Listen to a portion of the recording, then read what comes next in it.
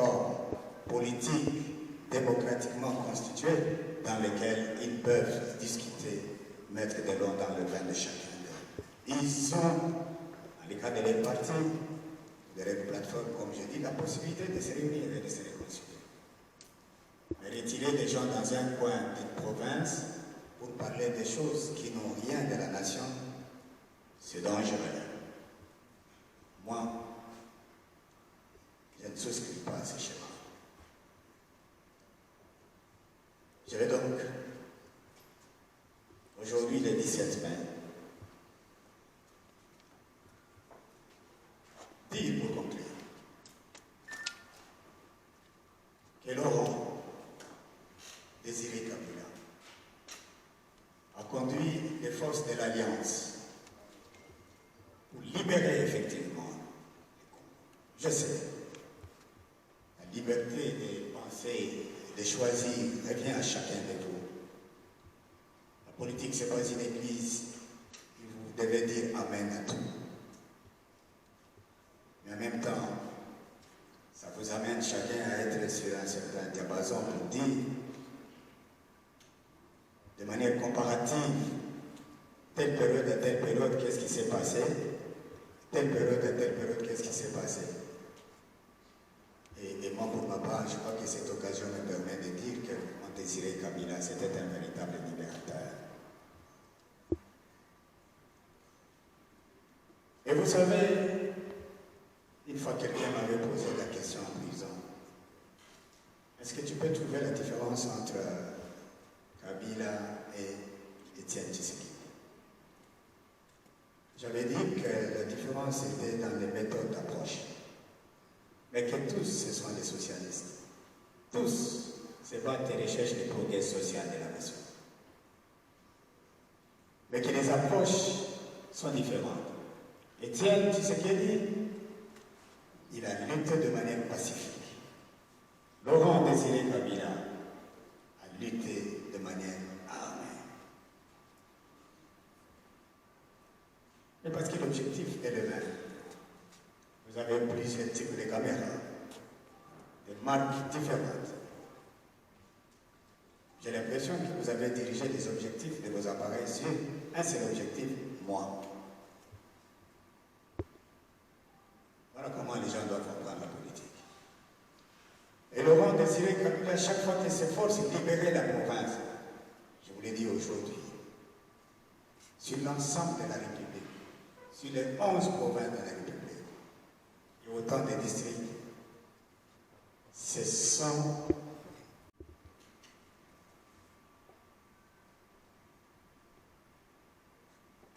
mais il y a des gens qui continuent à dire qu'il y a des différences, il y a ceci. Ce sont des mensonges. Un militaire ne peut pas agir comme un cultivateur. Pour le cultivateur, s'il y a au-dessus de manioc qui va couper avec là-haut. Mais pour un soldat, s'il voit un gros serpent qui s'avance vers lui, il va tirer.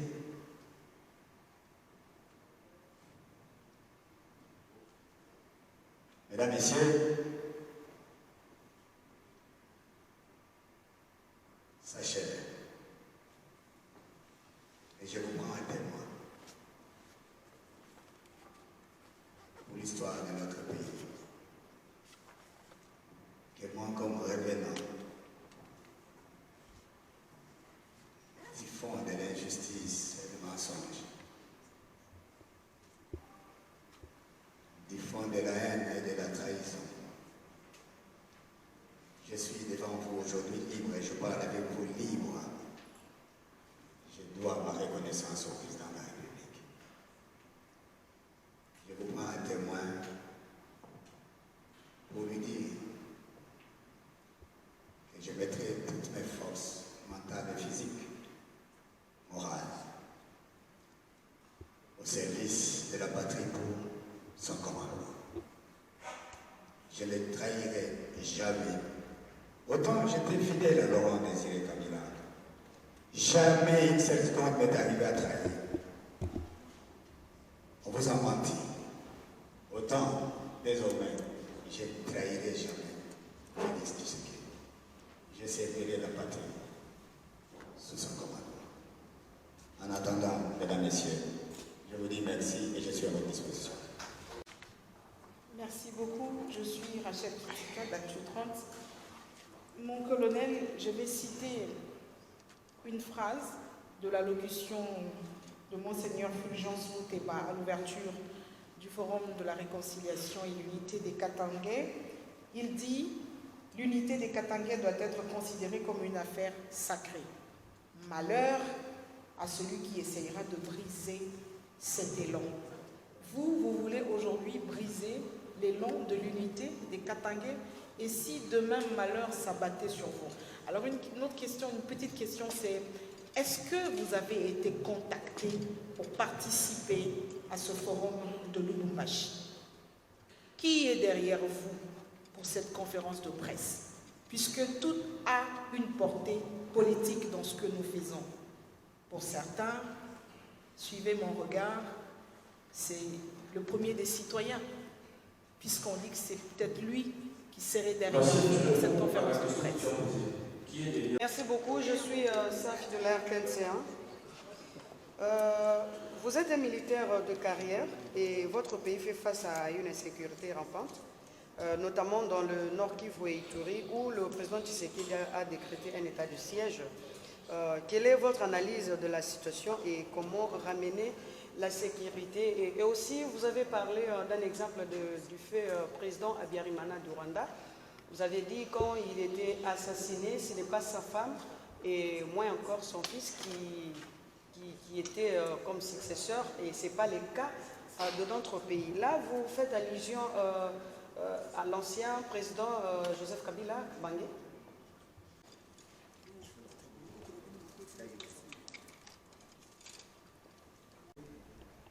Les choses dont nous parlons. Je préfère plutôt parler de la réunion ou du forum qui se tient dans les Hauts-Katanga, comme province. Ce forum se tient probablement autour de certains personnages qui viennent des autres provinces anciennement sous-région de l'ancien Katanga, discuter de la réconciliation. Quel message je leur donne? Mon message que j'adresse à mes chers compatriotes qui sont maintenant dans cette réunion et ceux qui sont ailleurs, c'est de dire que il est temps que les Congolais voient l'unité dans sa grandeur. Bien sûr que oui, nous avons une diversité culturelle et linguistique. Nous n'avons pas besoin aujourd'hui de nous appesantir sur la collégialité du sentiment sectoriel.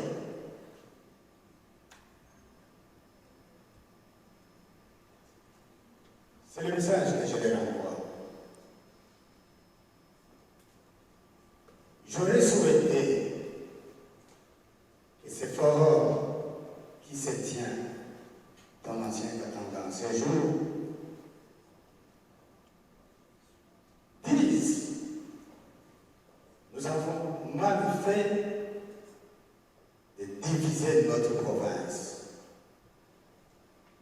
Réfléchissons pour trouver un argument sociologique et juridique que nous portons à l'Assemblée nationale afin d'obtenir le quitus de l'Assemblée nationale pour l'organisation d'un référendum qui permettait à ce que ceux qui se sentaient divisés injustement et qui pensent être réunis pour l'avenir obtiennent le droit de dire: nous ne voulons plus être Walamais, au Katangais, au Tanganyikais, tout ça. Nous voulons rentrer dans le Katanga. Ça sera la solution nationale. Ce qui est possible. C'est possible que les gens disent, parce qu'à l'époque, il y avait 6 provinces. puis c'est devenu, c'est pas 27 ou 30. Après, c'est devenu à 10. Puis après 11. Aujourd'hui, nous sommes à 26. Demain, ça peut devenir 5. Mais il faut qu'il y ait des réflexions de cadre juridique et référendaire. Mais, pour anticiper à la question de Mme Rachel, si Son Éminence Monseigneur dit dans sa phrase magique, dans les racines qui s'opposeraient à cette unité de Katangé, mais où est-ce qu'il met le bonheur des autres Katangé qui ne sont pas allés là-bas? C'est justement, vous savez, nous qui avons fait les mathématiques, nous pouvons savoir comment faire les alliages. Quelle est la différence entre mélange et composition? Si vous prenez l'huile et l'eau, vous mettez ensemble, sans aucun procédé chimique, vous allez constater que l'eau est là, à côté, et que l'huile aussi est de ce côté.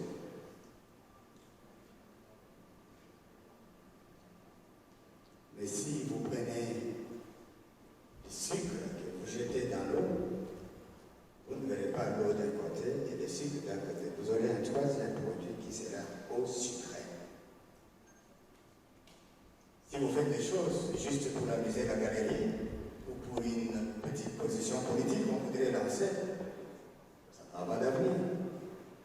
Moi j'imagine si les autres provinces décident de faire ça, la suite, ça sera la confrontation. Si les autres provinces aussi commencent à réfléchir comme ça, mais parce que nous allons nous retrouver ensemble pour l'unité de ce pays et pour d'autres provinces.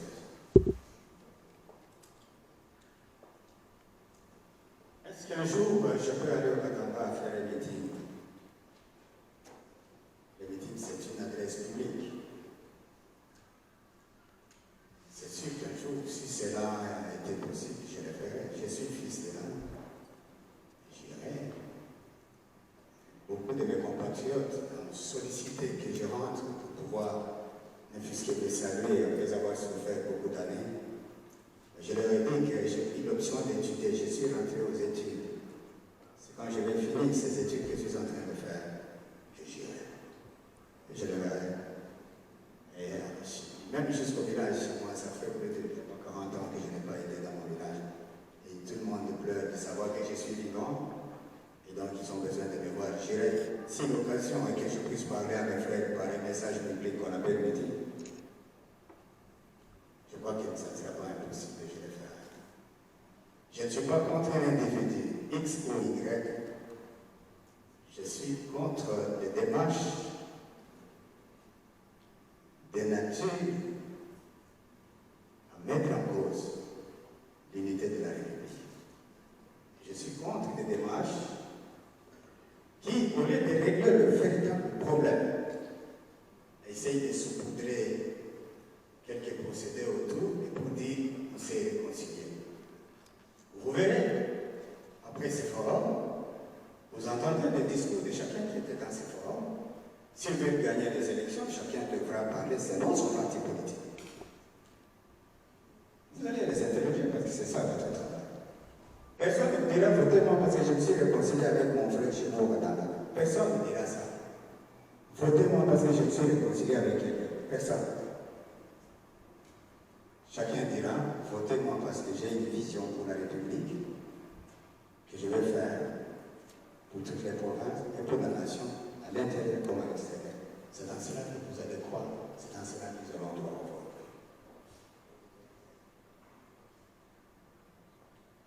Il y a le moment qui pose la question de la guerre à l'Est.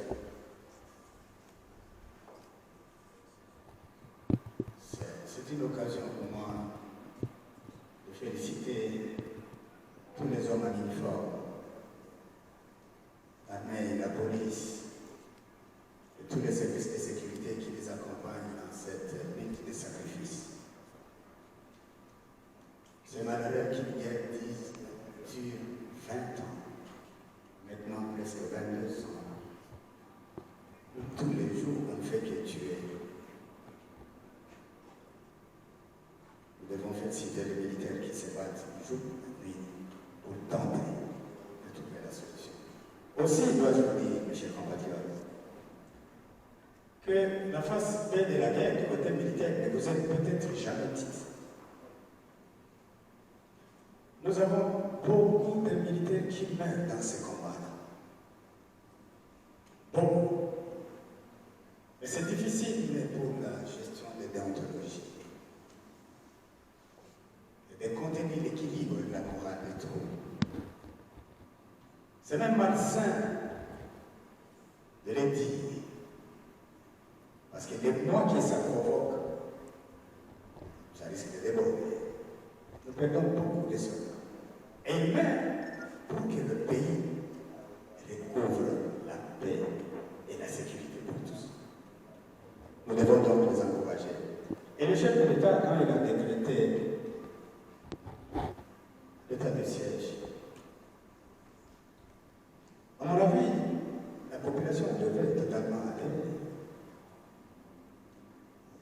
C'est lourd quand on dit état de siège. Les hommes politisent ça. Alors que c'est vous-même qui avez voté la Constitution en 2006 pour dire qui sont pour, qui sont contre. On a mis ça dedans pour dire lorsque une partie de notre pays est assiégée par les indépendantistes qui veulent nous arracher, comment devons-nous résoudre cette question? Faut-il laisser les partis politiques continuer à chanter, à danser? Faut-il laisser les gens continuer à faire des propagandes? Ou faut-il réduire certaines libertés pour permettre à l'action opérationnelle de faire son travail pour retourner la paix? Mais comme toujours, ce sont des questions d'apprentissage démocratique. Il y a des gens qui estiment politiquement non, il n'y a pas ceci, oui, il n'y a pas cela. Mais lorsque ça viendra à Kinshasa, si on se réveille un jour et dit Kimbansé qui est partout là va se pris, les militaires devront agir de la même manière. On va dire de ce côté-là, par exemple, que de telle à telle heure, il n'y a pas de circulation. De telle heure à telle heure, il n'y a pas de taxi. De telle heure à telle heure, il n'y a pas de musique. De telle heure à telle heure, pour permettre aux troupes d'avoir une visibilité qui leur permette de contenir et de détruire la menace. Même les bureaux, comment on les appelle, bureaux des partis politiques, les sièges. Si les rebelles prennent ça, est-ce que les partis politiques vont entrer là-bas pour faire ces réunions? Non. Je suis d'avis que nous devons, nous tous, civils et militaires, parce que à l'époque, j'ai l'impression qu'ici au Congo, nous sommes restés avec la notion de guerre comme étant essentiellement militaire. La question de guerre a cessé d'être essentiellement militaire. Elle est aussi civile, essentiellement civile. Les militaires, aujourd'hui, ne doivent agir qu'à la fin. Lorsqu'il n'y a aucun accord civil qui réussit, alors en ce moment, on se dit qu'il faut la force. Mais pour que ça réussisse, il faut que la corruption cesse. Il faut que la trahison cesse. Il faut que la politisation de la guerre cesse. Il y a des gens qui refusent d'aller se battre tout en étant uniforme parce qu'il est fils de tel président d'un tel parti politique qui est pour ou contre telle ou telle autre personne. Mais si moi, j'appartiens à X parti politique, mais mon fils qui est militaire dit moi je ne vais pas me battre parce que ce parti politique-là combat ton parti politique. Ça veut dire que la République n'est pas gardée. C'est un devoir de responsabilité qui revient à chacun de nous, de soutenir tous les efforts civils, politiques, diplomatiques et militaires pour permettre aux dirigeants des institutions de ramener la paix dans cet endroit. L'état de siège, certainement, ne sera jamais éternel. C'est un état d'exception. Il va durer dans une période. À un moment, ils vont évaluer pour ceux qui ont décidé, ceux qui sont sur le terrain.